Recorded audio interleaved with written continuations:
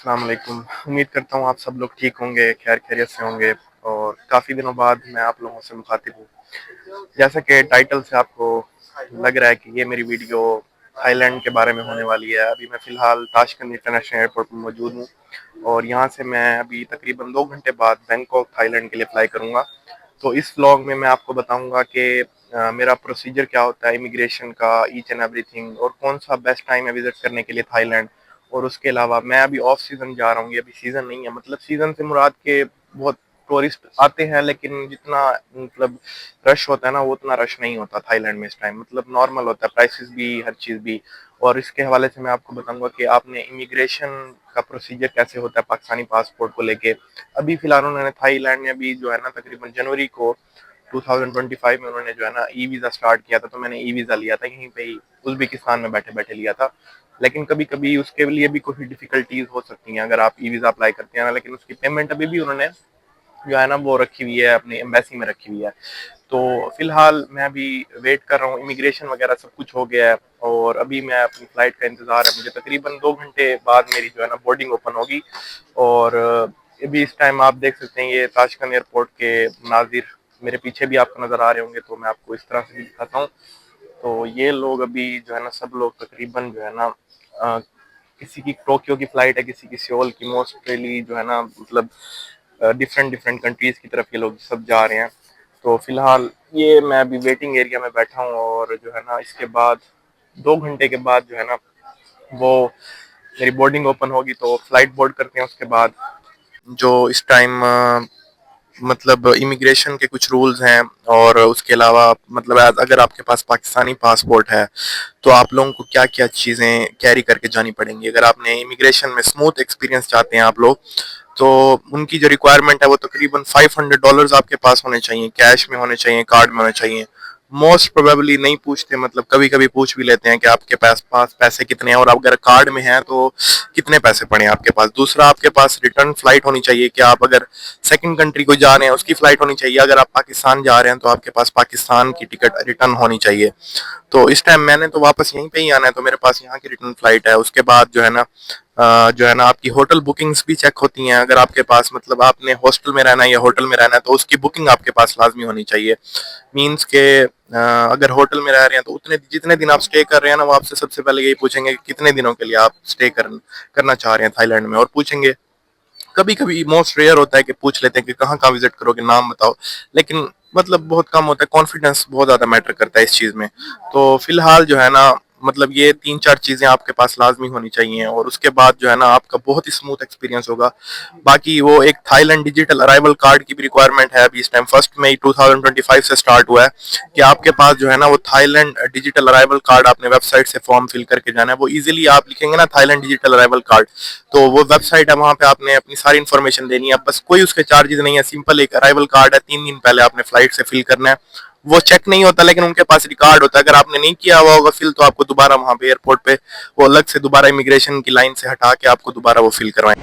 जी, तो अभी फिलहाल मैं अपने गेट पे आके बैठा हूँ। अभी वो जो है ना B11 गेट है, यहाँ पे हमारी जो है ना बोर्डिंग स्टार्ट होनी है बैंकॉक के लिए। तो ये इस टाइम जो है ना पैसेंजर सारे अभी वेट कर रहे हैं, तो थोड़ी देर तक शायद स्टार्ट हो जाएगी। अभी वहाँ पे जो है ना आप देख सकते हैं टोक्यो की फ़्लाइट की जो है ना बोर्डिंग चल रही है।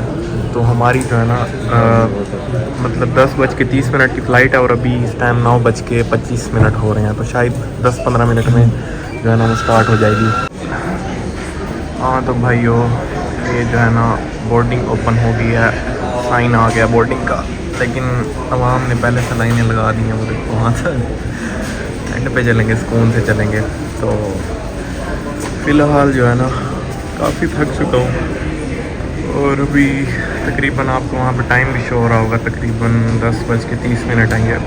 अभी तकरीबन 9:40-45 हो रहे हैं, आई थिंक 10 होने वाले हैं तकरीबन।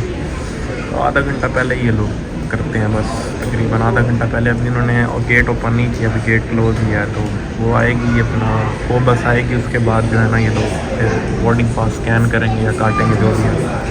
उसके बाद जो है ना एंड पे ही जाएंगे सुकून से। हाँ तो भाई लाइन लग गए हैं फ़िलहाल सबसे एंड में अभी एक बस जा चुकी है, तो अभी ये लाइन मेरे ख्याल से या एक और बस, शायद 2 बसें इसके बाद आएंगी। तो बस तकरीबन 10-15 मिनट लेट हो गई है, मतलब बोर्डिंग ओपन लेट हुई है, तो शायद फ़्लाइट भी थोड़ी सी डिले हो या हो सकता है ना हो। भाई साहब ये हमारी फ़्लाइट, इसको आज हम बोर्ड करेंगे, और ये वो मेरे ख्याल से लैंड हो नहीं फ्लाई कर रहा है, बल्कि हाँ फ्लाई कर रहा है, वो भी उज़्बेक एयरवेज़ का प्लेन था। तो देखते हैं, इंशाल्लाह फ़्लाइट हमारी अच्छी रहेगी। चलिए चलते हैं फ़्लाइट की तरफ। तो बस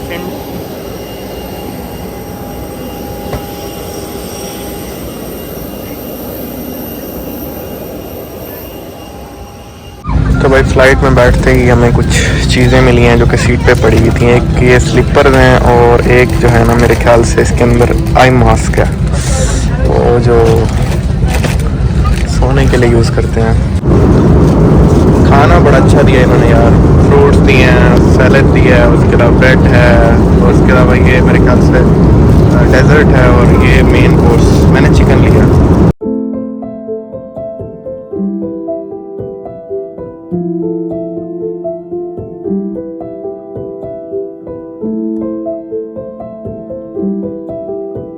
तो भाई welcome to Thailand, country number 8।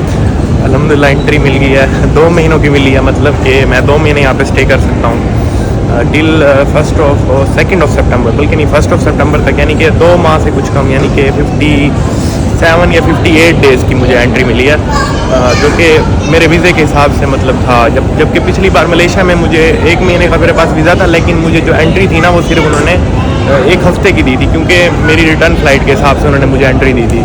तो फ़िलहाल जो है ना अभी अपना लगेज कलेक्ट करते हैं, और ये जो है ना लगेज एयरपोर्ट के कुछ मनाजिर हैं। ये जो है ना यहाँ पे बैगेज क्लेम वाली जगह, यहाँ पे बैगेज आ रहे हैं सारे, तो हम देखते हैं कि हमारा जो है ना किस साइड पे आएगा। अभी फ़िलहाल पता नहीं है, तो देखना पड़ेगा कि कहाँ पे आएगा।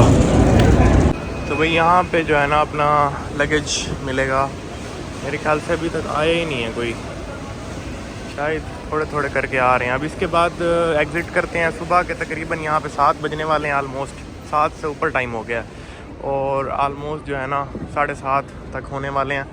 सिम यहाँ से नहीं लेनी, सिम बहुत महंगी मिलती है यहाँ से, ठीक है, तो कोशिश करिएगा कि तो भाई अभी मैं अभी लगेज कलेक्ट करता हूँ। बेसिकली मेरे पास कैबिन बैग ही था, लेकिन मैंने मुनासिब समझा क्योंकि मेरे पास वेट था इसमें टिकट में। फिर एक बार ऐसा हुआ कि मेरे पास टिकट में वेट मौजूद था, तो अभी फ़िलहाल ऐसा करते हैं कि जो है ना सिम यहाँ से नहीं लेनी हमने, क्योंकि सिम यहाँ पे बहुत महंगी है, और करेंसी एक्सचेंज हमें मजबूरी है यहाँ पे करवानी पड़ेगी। थोड़ा सा जो है ना रेट ख़राब होगा, लेकिन बेटर है, मतलब अभी एमरजेंसी है तो ATM मैं यूज़ नहीं कर सकता, और यहाँ पे बहुत ट्रांजेक्शन है मेरे कार्ड की जो मेरे पास है, तो हमें एक्सचेंज कराना पड़ेगा। उसके बाद जो है ना फिर हम चलेंगे।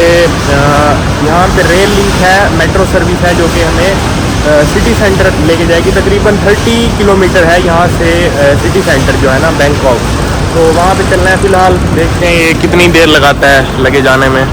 तो फ़िलहाल अभी तक तो मेरा बैग कहीं से नज़र नहीं आ रहा। हाँ तो भाई बैग मिल गया अपना, तो अब चलते हैं एग्ज़िट की तरफ। सिम नहीं लेनी, पहले बता दिया, बार बार बोल रहा हूँ सिम यहाँ पे बहुत ऑप्शन है, एयरपोर्ट पे आप ले सकते हो, लेकिन अगर आपने पैसे बचाने हैं तो अवॉइड करो। अगर आपके पास वाईफाई चल रहा है एयरपोर्ट का, यहाँ पे 1-1 घंटे के लिए ना चल जाता है, बार बार कनेक्ट करना पड़ता है 1 घंटे के बाद ना, फिर ऑटोमेटिकली डिसकनेक्ट हो जाता है। तो फ़िलहाल जो है ना एग्ज़िट करते हैं, सामने एग्ज़िट है, तो उसके बाद जो है ना फिर अपना क्या कहते हैं करेंसी एक्सचेंज करनी है। उसके बाद फिर हमने बैंकॉक एयरपोर्ट, सुवर्णा भूमि एयरपोर्ट है इसका नाम, इसको जो है ना सुवर्णा भूमि एयरपोर्ट कहते हैं, सुवर्णा भूमि इंटरनेशनल एयरपोर्ट। तो सामान सब कुछ ले लिया अब हमने, अब हम जो है ना एग्ज़िट की तरफ जा रहे हैं। ये देखें, ये एग्ज़िट है, और उसके बाद आगे मेरे ख्याल से सिम वाले होंगे, करेंसी वाले होंगे, और आगे हमने पता करना है कि हम कैसे सिटी सेंटर पहुंच सकते हैं सस्ते दामों में। हाँ जी, ये हमें मिल गया है एयरपोर्ट रेल लिंक 1। हाँ, इसको हमने फॉलो करना है अगर हमने सिटी सेंटर जाना है, लेकिन उससे पहले हमारे पास बात नहीं है, करेंसी इनकी जो है ना बात है, वो हमारे पास नहीं है। तो फ़िलहाल हमने पहले वो एक्सचेंज करने हैं, डॉलर्स हमारे पास हैं तो उनको हमने बात में कन्वर्ट कराना है। तो ये है भाई स्वर्णभूमि इंटरनेशनल एयरपोर्ट के बिल्कुल बेसमेंट के अंदर मेट्रो का लिंक, जिसे कहते हैं बैंकॉक स्वर्णभूमि को कनेक्ट करता है, जो कि बैंकॉक को स्वर्णभूमि इंटरनेशनल एयरपोर्ट से कनेक्ट करता है। और अभी इसको हमने एक 2 स्टेशन बाद हमने चेंज करना है, उसके बाद हम फिर जो है ना मेन सिटी पहुंच जाएंगे, एक और फिर चेंज करके ना मेट्रो। तो ये जो है ना उन्होंने टोकन दिया है 35 बात का, आलमोस्ट मेरे ख्याल से 200 या 250 रुपये मेरे ख्याल से बनेंगे। तो अभी 3 स्टेशन बाद फिर एक और दफ़ा जो है ना टिकट लेनी पड़ेगी। मेरे ख्याल से ये कोई 300 या 400 रुपये तक जो है ना काम पहुंच जाएगा।